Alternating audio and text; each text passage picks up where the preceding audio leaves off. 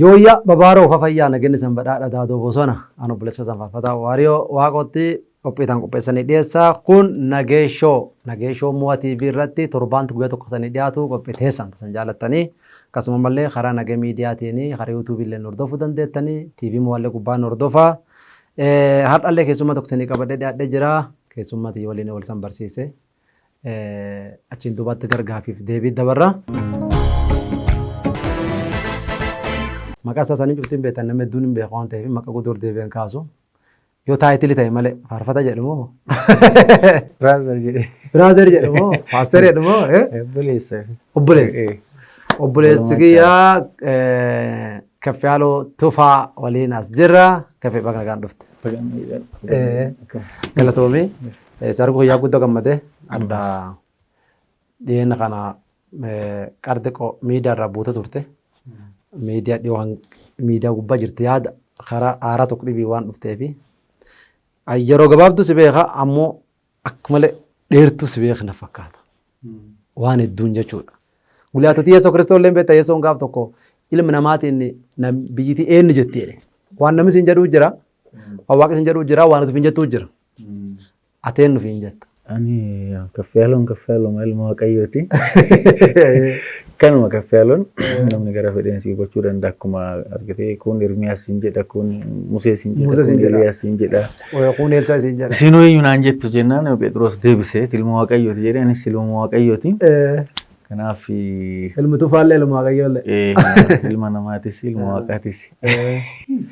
Turtii tantee anka si beeku artii achi seenaan kan kee nam guddaati umrii illee jechuu ijoollummaan qabdu agi ammaan si beeku jalqabee aga waldaa gaafatu waldaa dur deemtuu fi agamma ati jirtu aga ati jirtu jechuun dhageettu beekta malee waliin jiraannee oolmaa bultii waliin beennu waan amma miidiyaa irratti arginuuf dhageenyurraa waldaa banuu imaltuu agamanidha jidduu san jirtu turtii tayyoo maqatti moggaasiin jedhanii imaltuu kan maqasla ta dura tokko inni fasin jedhan maal jetta kadhata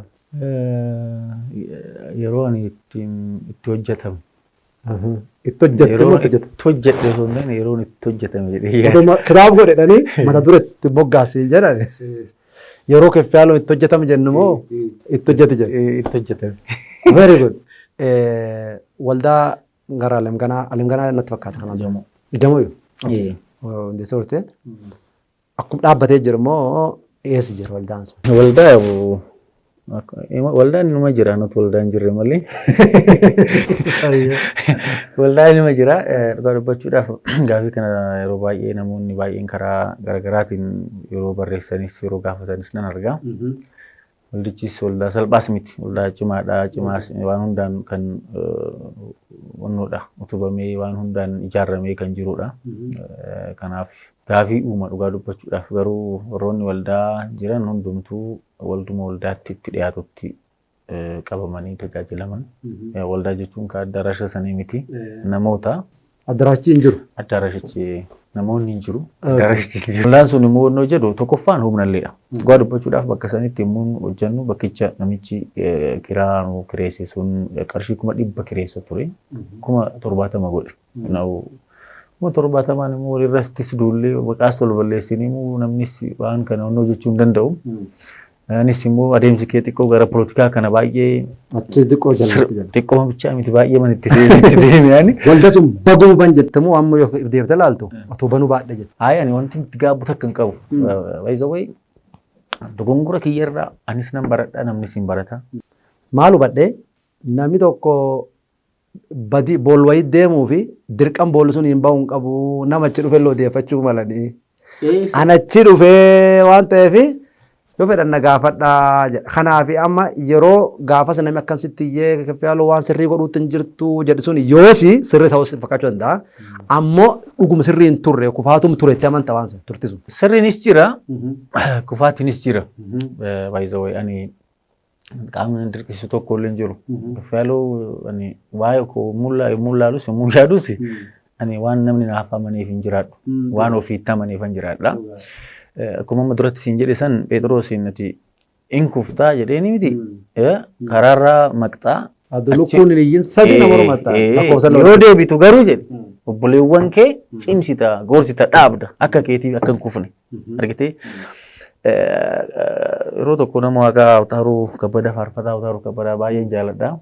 Yeroo tokko tajaajila wayii irratti manumatti dhufeeti yoo tajaajilu mana biratti tiimii wayii irratti yoo tajaajilu baay'een isa jaalladha. Faarfannaa isaatti baay'ee sibiila nuyyuu kasaa dhagaa haalleen guddaa jaalladha Awtaaruu. Gara tajaajilaattu akkan deebi'u akkan of ilaalu kan na godhe faarfannaa isaa haarawaa kana dhagayeeti kan of ilaalu. Innaa maal jedhee yeroo tokko Awtaaruu Kabbadee asumaan dhaqqabsiifna ergaa. Awtaaruu Kabbadee baay'ee nama jaalannu baay'een jaalladha. Baay'een jaalladha. Faarfannaa isaa yeroo chaalenjii natti dhufus faarfannuma isaa tana rukuta. Dhugaa jechuudha. Yeroo gammachuunis dhufa abjuudhaanis faarfannuma isaa natti dhufa natti himana. Attaachimentii guddaa faarfannaa dibata isaa wajjin nan qaba.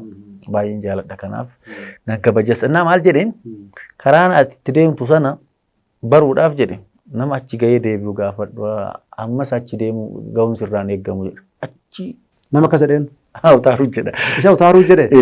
Maal jedhe argitee konkolaatuma baadiyyaatti yeroo oofan warri shofeertoti hin beeku shofeerri hin beeku dhagayama. Tiraafikiin hoo jiraate fe'ee kan dhufu kun guutuu tirfii fe'ee hoo dhufu ka deebi'u jiru kana. Kooddiin leen qaban beektaa akkaayyoodhaan hin jiran jechuu faaya. Yoodhaan hin jiran. Ka deebi'aa jiru san gaafata. Sun gaafata. Woo gaafachuu baate deemee adabamu jechuudha. Wal gaafatanii taru jechuudha dhaabanii makiina. Kanaaf ammaani namni amma laala argitee waan Waaqayyoo isaaf kenne jaalala Waaqayyoo dhandhamate kun badees hin badu. Anis akkan hin bannes nan beeka bara. By the way duula sammara keessa yommuu taru'an qofaa kiyya Waaqayyoo hojii qofan tar. Silaa nama jiraatu miti amma nama lubbuudhaan jiraatu miti. Ana yoo laalu dhaabadhee ana gooftaa qofa na danda'a. Akkanaan jettee fuuldee. Amala koos waan hunda koos gooftaa na danda'a. Malee nam bada addunyaa keessa tarraan nam bada kanuma laalee ani amala koo gooftaa qofa danda'a. Itti gooftaa deebi'e.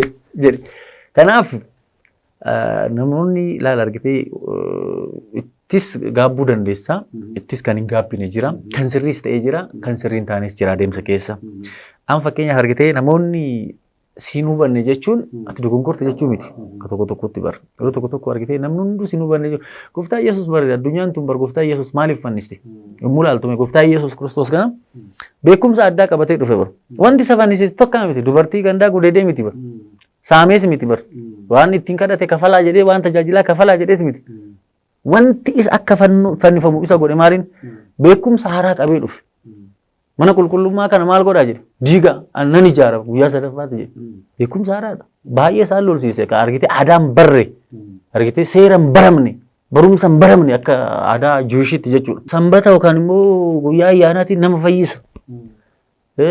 Ilmi namaa gooftaa sanbataati jedhee barsiisa. Barumsa addaa qabatee dhufu. Yeroo san maal godhan fuudhanii fannisan. Addunyaan tun akkasuma. Anas barburu na fannisuu dandeessi. Addunyaa tanarra waan eegdu. Kan dhugaasiif ba'u kan siif mirkaneessu hafuura qulqulluu fi gooftaa Yesuus Kiristoos qofa malee biyya lafaa kanarratti namni cubbamaas na godhuu hin danda'u qulqulluus qajeelaas na godhuu hin danda'u. Ammoo jireenyi imaltuun kan kee jireenyi ati kee dabartu kan nama gargaaru namni irraa baratu kan nama fayyisu ta'uu fi ta'uu dhabuu isaa adda baafachuudha. Waaqayyoon imaltuu kana deemsa kana itti gammadee jira moo itti gaddee jira kan jedhu adda baafachuudha. Sun keessoo laallu poostii tokko argadheen gadda. Gaaf caala bultumee gara gooftaa deebi'ee waan wayii barreessite. Barruu sun dubbisee gaafis gaafadha. Barruu sun waan jedhu akkan jedha. Amantaan kan abbaati mirgi keeti caala bultumee baga waan hawwite argatte. Waat barreessite. Ansiif gammade sirbaas itti fufuu ni dandeessa. Gooftaatti amantees arrabsoo namoota sodaachuu baannaan gooftaan maaf sirbiti siin hin jedhu. Ejjanno sun har'a Kiristaanoo deemuun qaba. Argitee beekumsa abbaa? Waan wal gaafanna qaba. Ejjanno kan hin qaba ammallee. Hin qaba maaliif qaba seetiin? Nama fakkeenyaaf cubbuun maalii amandoom tajaajila kiyya fookas godhee kan hojjedhu sirriitti waan akkanaa irratti beekumsaan namni bilisa sirbanuun bahuu qaba jedhee naman yeroo tokko. Amma jechuun sirba jechuun artii kana keessa seenii maal osoo hin ta'in fakkeenyaaf waa'ee biyya Israa'el yommuu ilaaltu bar biyya Israa'el Daawit yoon si dagadhee mirga koonaa dagattu jedhaa miti. Faarfannaa jedhama miti. Maal biyya ofiitiif faarfate bar. Biyya ofiiti miti. Namni tokko ka'ee amma faarfannaa keessa Waaqayyo waa'ee Oromiyaa lalistuu waa godhuu jedhee osoo waan Oromiyaa kana faffaarse. Kanatti dhufna. Kan adattu dhufene. Qabxii kana irraa waan gaafachuu fedhe. Jalqabe ejjannoo gaaf poostii kan maxxansite kana. Ammallee nuun qabda. Lakki amma maani yeroo sanii maaliin godhe tokkoffaa gaafii taantetti dabruu fedheedha. Ejjannoo kana keffiyaloon ejjannoo kana ammallee nuun qabnu. Hin qabu garuu haalli ani jechi wanti guddaan dubbachuu barbaade yeroo sanitti lakki ejjannoo sun amma hin qabne walti sun amma hin qabu garuu yeroo sanittis kan jechuu barbaade ani amma እንደው sirbumatti fufi osoo hin ta'in namoonni tokko dubbii caalaa irratti wanti dubbatan jira amma irreecha kanaaf hin deebi'aa amma deebi'a caalaan moqoo jedhee mana jedhaniitu dubbatan akkasoo jedhan ani immoo maala nama nasittanii akkuma nama kitaaba qulqulluu dubbiseetti jabaa cimaa gooftaan qabnirra cubbamaa yookaan immoo dadhabaa gooftaa qabuun na wayyan nama gooftaa fudhatee Higalee bakka wayiitti kufe nama laal maaliif biyya hin bulchine nama gooftaan qabaanne san isa kufe santu caala karaa irra ka kufe nama gooftaa qabu santu caala. Garuu gooftaan na haasa jedhaman. Jechi keessan meeshin godhu. Sirba itti fufuu qabas iyyuu akkasii haaftee jechaadha. Akkasiif bakka maaliif borus dadhabussi gooftaa qaba ana fakkeenyaaf maali gooftaan qabaami gara addunyaatti hin deeme na harkisee na fidee miti na deebise mana isaatti namni gooftaa qabu badus achumaan hin hafu hin deebi'a.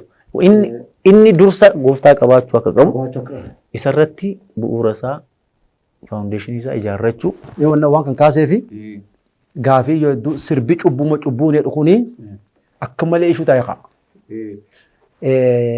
Yoo garii muca boofe yabbiin irra jettee Oromoo yoo mammaa mucaa beekta qara boo'uu fedhu nu yabbi qabna dura jaloon elmanii yabbi namaa qabdi baadiyyaatti hin guddanne siyaate xiqqoo. Haala keessa baadiyyaa guddaa.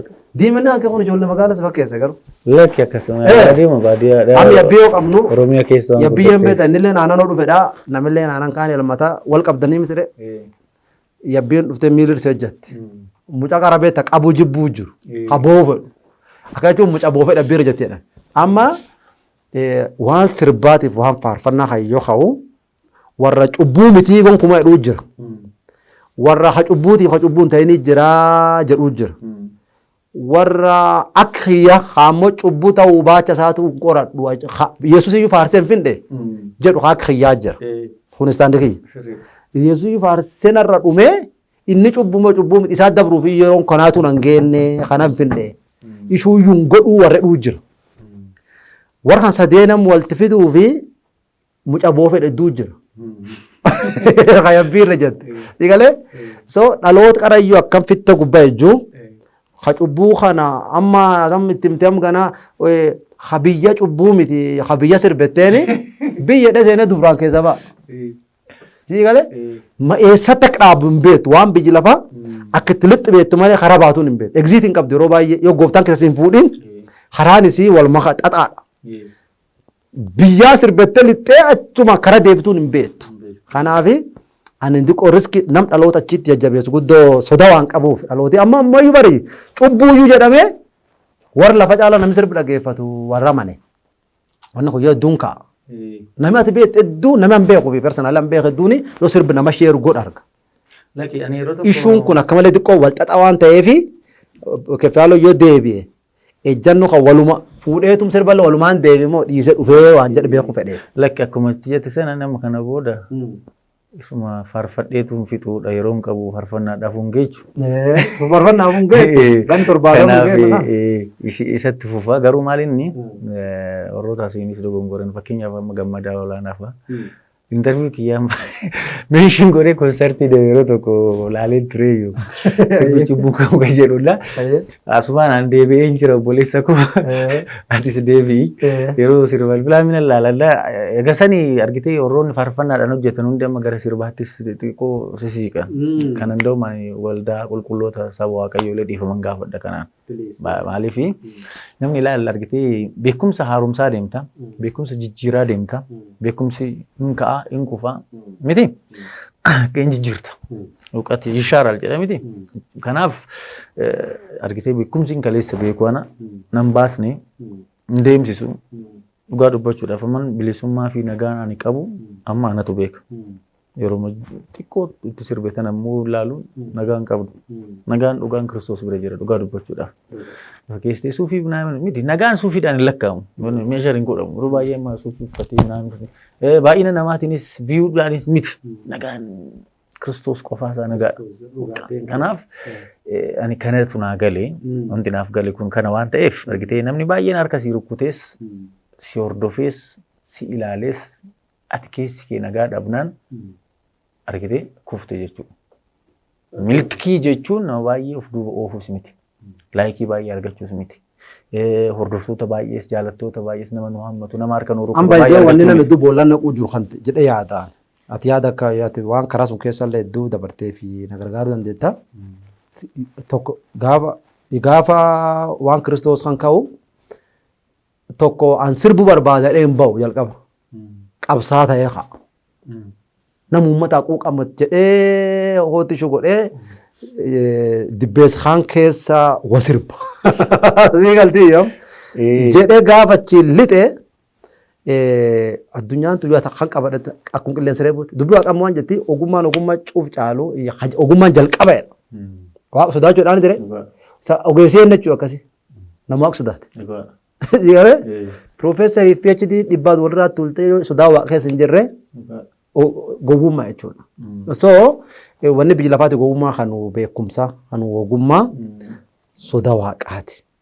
Mee ati buraaxe jireenya kan keessatti oliif gadiif akkan wanni hedduun kaatee ag biyyaatti agatuu naga fura dhabee ittee jireenya biyya lafaatti dhaqee laaqamee na itti kan si geessan keessa sooshaal miidiyaan harki hin qabattee yaadda. Harka keessa qaba. Gahee keessaa qaba garuu gahee guddaa qaba. Sooshaal miidiyaanis gahee guddaa qaba. Yeroo baay'ee namni sooshaal miidiyaa kana keessatti ittuma ofiitti lixu kana yeroo tokko namoota si hubanne hubachiisuudhaaf xaarta. Kunis rakkoo guddaadha. Dirqama namni hubachuu qaba. Kun jalqaba irraa kaamne beekta wanneen. Ammatti Waaqayyo na hubatee waan na hubanne. Wanti nan gochaa jiru Waaqayyo hin jaalatamu hin jaalatu.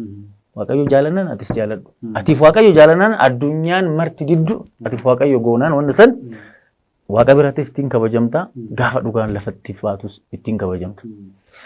Sooshaal miidiyaa kana irratti kaa'amaan yeroo garana seenes deebi'us maaliin laalee yeroo duumaa hacaaluutiin achi namni baay'een akka waan akkanaatti gad dhufe dhugaa dubbachuudhaaf garuu amma hacaaluudhaafis ta'ee Oromoodhaafis ta'ee gooftaa Yesuus caalaan hin na'uuf.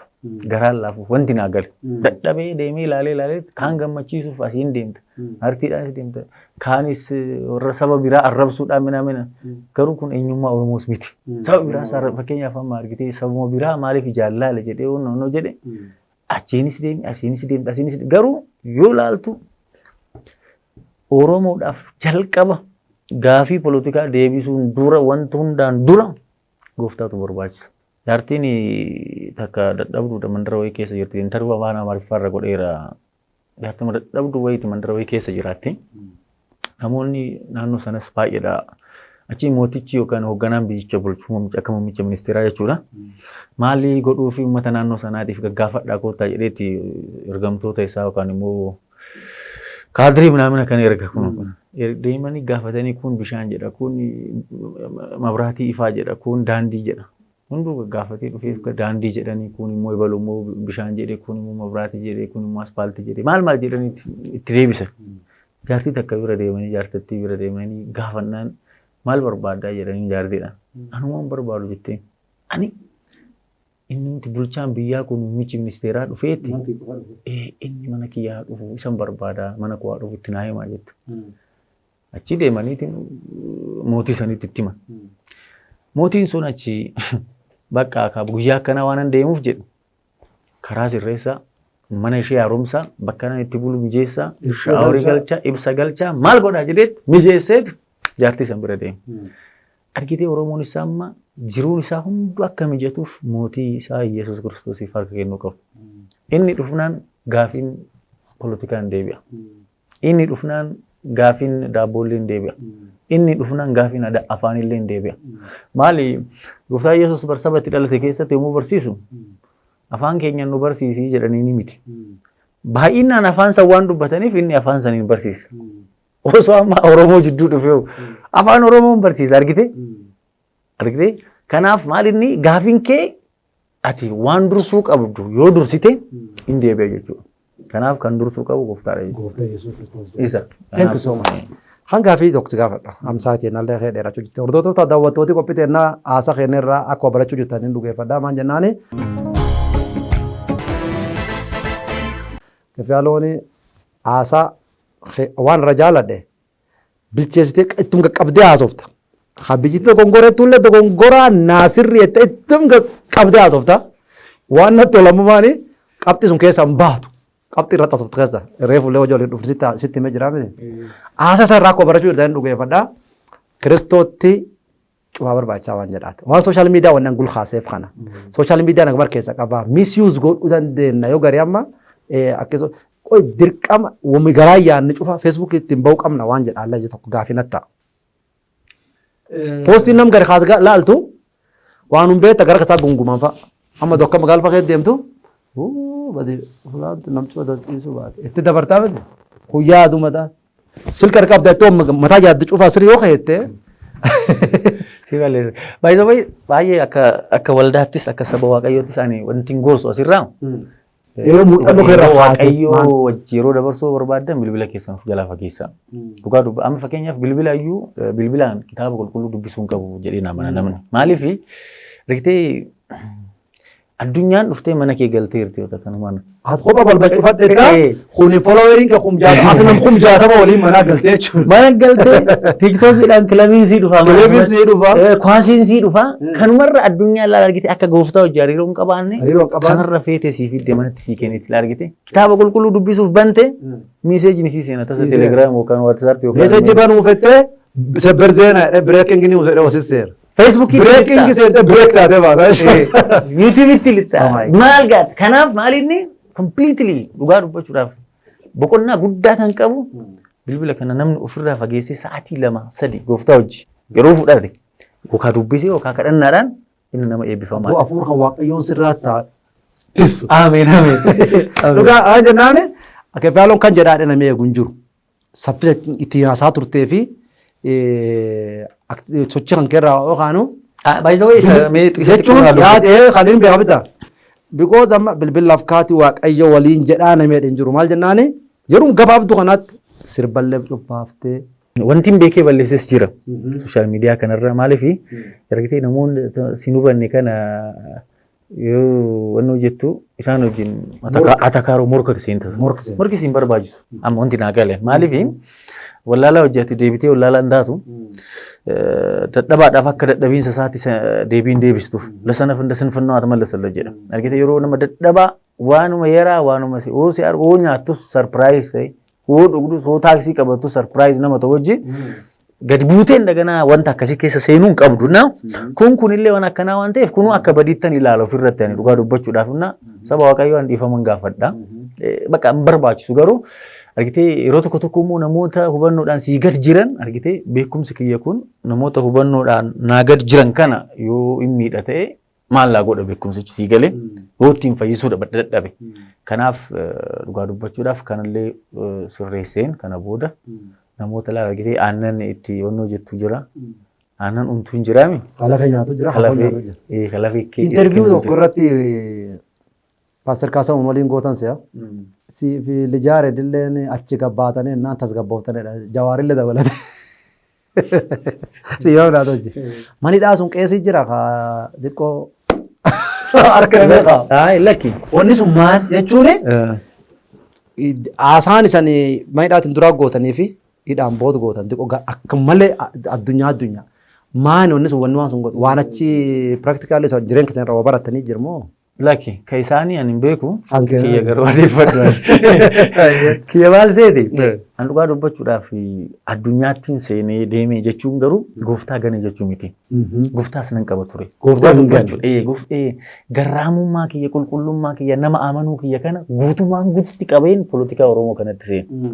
Kana namoonni guguddoo qaamaan na argachuu baatanis garraamummaa kiyya hin beeku haga warroonni biyya bulchan guguddoon jechuudha. Gowwummaa kiyya kana nama Oromummaadhaan natti dhufe galgala na fuudhee na ajjeesisus isallee amanee of bira bulchee kaanis of wajjin bahee wajjin galee edaa tonkolii maal dharaa akka qabu argite tokko tokko xalafee tokko tokko kuffisee tokko tokko irraan ijjatee akka aangoo qabatu tokko tokko arrabsee maqaa balleessee akka waa fayyadamu mana kana hin beeku argite waan Oromoo kana qixuma hafuuraa qixuma mootummaa Waaqayyootti ilaalee kan Oromoo hundaamanii itti seene si galee. Eegee marsi hidhamte mani dhaasu maaltu jiraatu?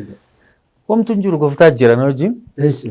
Jechuun maalti ilaalcha ejjennoo kasi. Bakka kanuma na jijjiirsisan maaliifi? Maal agartu waan asin jirru achitti? Garaagarummaa manidhaatiif ala. Garaagarummaa manidhaa gaariidha. Ani indoom saba biraa wajjin akkan araaramu ta'e baga na hidhan. Maaliifi sabuma fagootti ilaalee jibbu sabuma fagootti ilaalee ofirraa fageessu. Kun eenyummaa Oromootis miti. Oromoon hammadaadha. Oromoon amantaadhaan nama hin jibbu. Oromoon eenyummaadhaan nama hin jibbus. Waanuma namni tokko Tigree yookaan Guraagee yookaan Amaara ta'eef safara kiyyaa ka'ii buqqa'ii badi jedhee manas diigee manas gubu hin jiru Oromoon. Oromoon akkasii hin jiru. Argitee faayidaa kee tuqe eenyummaa kee tuqe malee Oromoon mirga eenyummaa mirga faayidaa gaafata malee nama jibba jedhee hin qabsaa'u. Kanaaf achi keessas jaalala namaa argeen jira. Warra saba dhibii waliin. Warra saba sadii faannoo wajjin. Garuu maalinni achi garuu sabni suni waaqa jaalata sittani malaan. Achi waliin jibban achitti. Anuu tokko iddoo kan ittiin gaabbe jechuudha. Maaliif akka ta'e beektaa? Waan ati jedhu yommuu seenu bar dhuftee gurbattee ijoollee Addis Ababaa fi warra keenya arrabsite mootii keenya miliika arrabsite federaala hoon seenu bar miti. Garuu waan sanaan ogummaadhaan Waaqayyoon hojii jira tasgabbeessee wajjin bulee wajjin oole. Argitee? Sisibatan garuu nagumaatti bulta. Achi booda tokko nama guddaadha Boleessa Saamunoo Tsigee Jeneraala Saamunoo Tsigee Bahar Daar du'isan. Boleessa ati achi booda isa hojii haasofan akkana naan jedhan ijoolleen akkana naan jedhan jedhan neefaranii warra ebaluu. Kutaa akkanaatiif hin jedhee malee uummata guutuudhaaf hin jenne. Achi booda isa hojii haasa'uu jalqabne argitee? Kanaaf waan tokkummaa haasa'uu jalqabne. Egaa isa wajjin immoo egaa wal barree walitti dhufne booda warri ilkaan ciniinnatu hundi natti dhiyaachaa dhufe. Jaalalli uumamaa dhufe jechuudha argitee? Garuu akka keenyaatti alagaa jidduutti na eessanii na nyaachisan. Du'eeyyuu silaan sii galee mana hidhaatti. Maaliif boraatiidhaan osoo tokko si ukkaamsi maal fidda? Wanti ta'u hin jiru. Kanaaf yoo ilaaltu argitee jaalala tokkummaa. Nama immoo akka diinaatti ilaaltu dhufee hosi nyaachisu. Jechi tokko irra jaaladhe kaatee mani hidhaa xiqqaan sun nu danda'ee ardaan diidii bal'aan kun nu danda'u hin dadhabuu. Bakka achi booda kan san keessa nama 40-50 taatee bultaa 20-23 manni xiqqittiin tuni amma soo dandeessee bulle Itoophiyaan saffiidha. Oromiyaan Afrikaa yoo hin jiraachisti Itoophiyaan miti. Kanaaf ergamuma alaa dhufee wayii jira seexaana yookaan waan wayiiti malee Oromoonis nama baachuu hin dadhabne biyyattiinis nama uummata ofii baachuu waan hin dadhabneef anis waan gooftaan jaalatu kana hojjedha. Waan gooftaan hin jaalanne hojjedhu kana booda jedhee. Gooftaan si haa eebbisu. Kafuu yaada dansanuu kaafte yaada namillee irraa barate dhugeeffadhu. Karar dabarte keessa hin gaabbeetu yaa'u irdeebi adoo godhuu baadhee adoo illee gaabbuu fardiin dhaqqabuu jedha Oromoo mammaakee ooma silaaftuu edit godhuun hin danda'amu waan dabre garuu soda tokko malee waan kee dabarte akkas sheer godhuu kan kee hin jajjabeessa. Haaniini Kufaatii kiyya maal seetatti hin gaabbu osoo hin ta'in bakkan kufee itti gaabbu san gaabbiidhaan yeroo fixurraa amma dabal hojjechuu. Dabal hojjechuudha si galee. Adeemsu keessatti kan gisee badan bamattaqamu no jedhe bittinnaa'ee osoo itti fayyadamiin tareessan amma deebi'u jechuu sirriitti warra miidiyaa maariiffaarrallee jecha namatti nama gadhooftee dhiifama gaafattee illee dhaga'e warra biyya bulchullee dabalatee jira.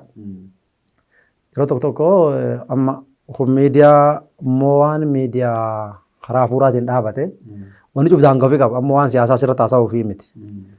Ammoo imaltu jireenya keetii keessatti waan siyaasaallee waan amantaallee waan lafaallee hedduu walti waan makamee xiqqoo wanni jedhee fi adda baasuu fi turtii kan keessatti nam dhiifama gaafachuu fedhu qaba. Amaariffaa jedha warra Amaariff dhaga'uu fi warra afaan Oromoo dhaga'u kan dhiifama gaafadhu qabu yoo ta'e kaameraan kan keekan. Artiin duraan gara obbaatii dhufna. Dhugaa dubbachuudhaaf dhiifama jalqaba Waaqayyoo fudhadheera. Waaqayyoo dhiifama naa godheera. Saba Waaqayyoo dhiifama gaafadha.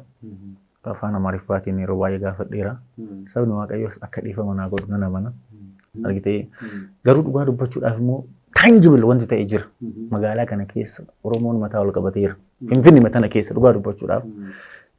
Reessuma kun burraayyuudhaa dhufee si dhufee mana qabaachuu baatu inni illee hin dhufa rakkoon hin jiru mannis. Ijee tokko wanti sirraa hin jiru. Yeroo tokko wanti sirraa hin jiru garuu jirrama dhufe kana gara sirbaas kaa deemee ilaalee miti kilabiis deemee bar laalee.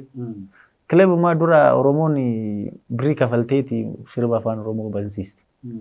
Amma garuu sirba afaan Oromoo waan Oromoo fi namoota magaalaa kanaa ittiin harkisu ta'eera. Eessaa dhufe dura afaan Oromoo banta jechuun manni keenya cufuma ture. Kun jijjiirama guddaadha. Nu boonsanii jiran jechuudha. Kanaaf wanta kanaatti itti qabamuu kiyyaanani dhugaa dubbachuudhaaf isan dhiifama gaafadha. Maqaa Waaqayyootiin siin jaalladha. Ani baay'een jaalladhas. Baay'ee saamaa dubbadhee hin beeku garuu akkan dhaga'utti akka namni dhufee na guututti jechuudha. Hin dubbadhu garuu keessuma kootti honnoo jedha. Kanaaf nuufii kana hunda qabadhee ni waggaa kana yeroo hin jiraadhu jedha 2016 keessatti xumurarra garuu waan kana murteesse. Biyyattis uummatas saba Waaqayyoos dhiifamuun gaafadhu isan gaafanne ture haga ammaa maqaa waamee jechuudha. Dr. Abiy sin jaalladhaa sin kabajaa. Sin kabajas garuu oduu ammasis dhaga'u namnis waan an jedhus waan an kabajuuf hojii isaa nan dinqisiisaa gochi isaa nan dinqisiisaa guddaadha dhugaa dubbachuudhaaf leevilii kiyyaanis nama madaalamuu miti. Leevilii biyya tanaanis nama madaalamuu miti. Dhugaa dubbachuu osoo nagaan jiraatee osoo wal taanee jiraanne akka Afrikaatti bakka guddaa geenye jedhee nama. Gaaffiyaa yoo dubbachuu jiru personaaliin nam kana mataan kiyyitti qabame ture. Amma immoo gaafa dhiifamu uummata gaafadhu keessa dhiifama gaafadha jedha malee amma immoo waan paartii tokko haasa'uutiin jirru gara siyaasaa nu jallan harkisina. TV immoo walleen televizyiinii waan siyaasaa hojjetu miti. Televizyiinii waan wangeela hojjetu dhiifama waa gaafatte gumi waaqa gaafatte namoota dhuunfaan maqaa dhaa'u maltellee dhoofte gaafatte armaachi paasa gaffiyaaloo jechi gabaabaan eessaa ta'eennu jechuun fuula hedduu akkan jettee asillee jettee karaa kamiin eenyam. Kan wal naqabsiiftee waan adeemtu waldaa tokkollee qabamtee jirta. Amma waldaatti qabame waldaa qabamuu qofa osoo hin ta'in yeroo fudhachaa jira. Waaqayyoo fuulduratti dhugaa dubbachuudhaaf amma atillee yeroo tokko tokko immoo kadhannaan illee dhiifama gaafattee kadhannaan gootuuf osoo dhiifama hin gaafatiin kadhannaan gootuuf gaarii miti. Akkuma kitaaba qulqulluutti miti. Kanaaf yeroo san fudhachaa jira. Eessatti eegnaa ka jedhu kan ammoo garuma Waaqayyoo waan ta'e naan jedhu manuma waldaa walillee naan jedhe nan walawwala. Amma isa dhaga'utti jira. Wambariillee sirreessi naan jennaan daaqoonii ashariillee ta'e naan jennaan isa ta'uudhaaf murteessee dhaggeeffachaa jira jechuudha. Kanaaf Waaqayyoo biratti taayitilii guddaa fi xiqqaa akka jedhu hin jiru. Ilmummaatti caala ijoollummaa.